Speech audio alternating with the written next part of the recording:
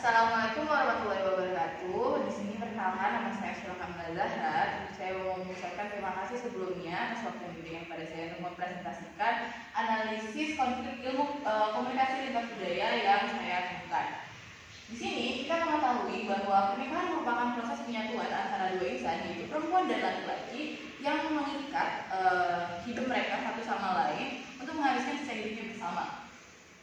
Nah, di setiap negara pernikahan ini dilakukan sesuai dengan budaya, norma, peraturan, dan undang-undang yang berlaku di dalamnya. Namun ternyata sekarang ada undang-undang yang mengatur hal-hal lain yang ternyata hal tersebut tidak sama dengan undang-undang yang ada di negara lainnya tentang pernikahan ini tadi. Seperti contohnya pada kesempatan kali ini saya mengangkat kasus pasangan Dai Thailand yang menikah, di mana netizen Indonesia memberi hujatan hingga ancaman yang mengerikan.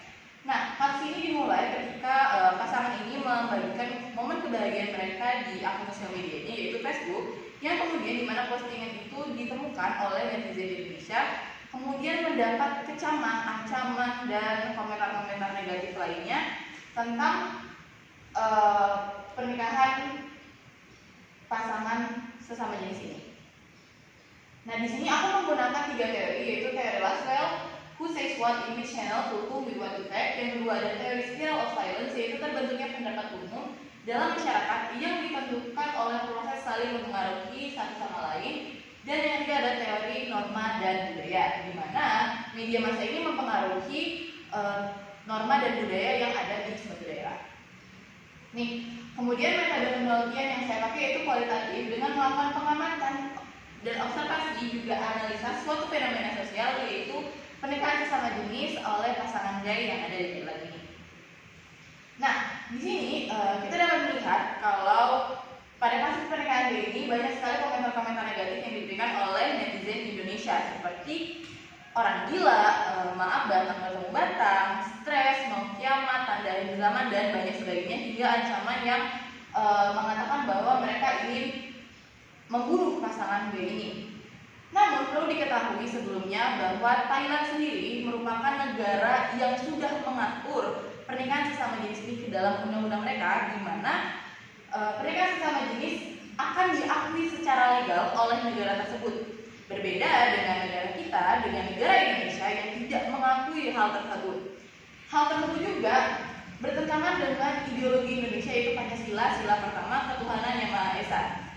Penduduk di Indonesia mayoritas beragama Muslim. Dalam agama Islam, kita mengetahui bahwa pernikahan sesama jenis merupakan hal yang sangat dilarang atau dapat dikatakan haram untuk dilakukan oleh umatnya. Maka dari itu banyak sekali masyarakat Indonesia yang mengecam pernikahan ini. Baik, kita lanjutkan.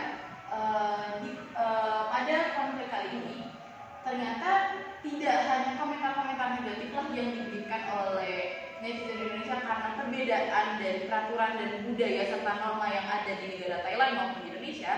Ada ternyata komentar-komentar dari masyarakat Indonesia yang mengungkapkan kenetralan, di mana mereka merasa kalau hal ini selama tidak mengganggu dan tidak menyalahgunai aturan yang ada di Indonesia, tidaklah harus dipermasalahkan oleh netizen Indonesia.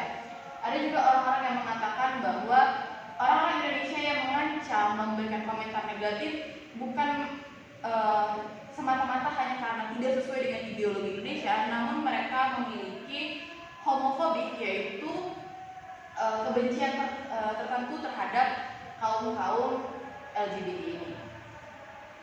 Kemudian pada kesimpulannya, perbedaan paham yang dialami oleh Indonesia dan Thailand dapat menyebabkan timbulnya konflik yang panas dan rumit, dilihat dari ideologi, peraturan, dan budaya yang berbeda satu sama lainnya.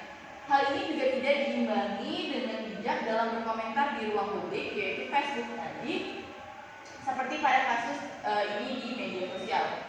Ruang publik adalah tempat di mana siapa saja dapat membagikan apa saja, selama hal tersebut tidaklah merugikan bagi pihak manapun. Maka dari itu, hendaklah kita lebih bijak dalam berkomentar walaupun konten tersebut tidak sesuai dengan prinsip atau hal yang kita anut.